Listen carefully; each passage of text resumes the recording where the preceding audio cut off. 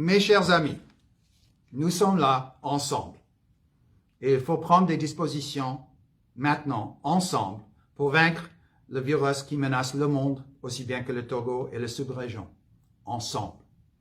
Je remarque ces 2 derniers jours que malheureusement, certains parmi nous minimisent encore la gravité de la pandémie à coronavirus ou Covid-19 qui touche également le Togo. Malgré les recommandations du gouvernement et celles de l'OMS et notre CDC, je continue de voir certaines s'attrouper pour jouer ou regarder un match de foot ou rejoindre des dizaines d'autres personnes inconnues dans les maquis et les bars à travers la ville où se saluent en se serrant les mains et à moins d'1 mètre les uns des autres. Ou encore refuser de se laver correctement les mains au savon. Je vous exhorte à prendre conscience du danger que vous faites courir non seulement à vous-même, mais aussi à votre famille, vos voisins et à tout le pays.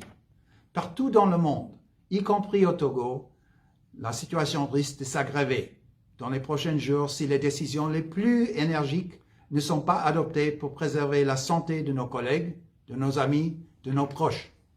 C'est pourquoi l'ambassade des États-Unis au Togo suspend ses travaux de routine temporairement à partir de ce mardi 24 mars. Cela ne veut pas dire que le gouvernement américain se désengage du Togo, car pendant le temps de la fermeture partielle, les fonctions essentielles liées à l'humanitaire et la communication avec le peuple togolais seront assurées.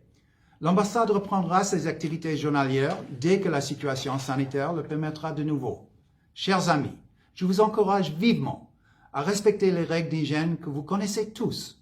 Lavez-vous les mains soigneusement et consciencieusement avec l'eau propre et le savon pendant au moins 20 secondes, plusieurs fois par jour, en particulier après un contact avec des surfaces et des objets couramment utilisés.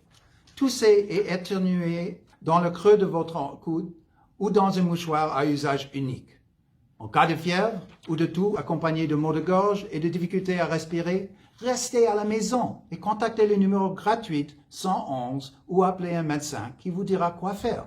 L'auto-isolement est requis dans le cas où vous avez des contacts avec une personne diagnostiquée de COVID-19, si vous êtes arrivé d'un pays où l'incidence de COVID-19 est élevée ou si vous présentez des symptômes.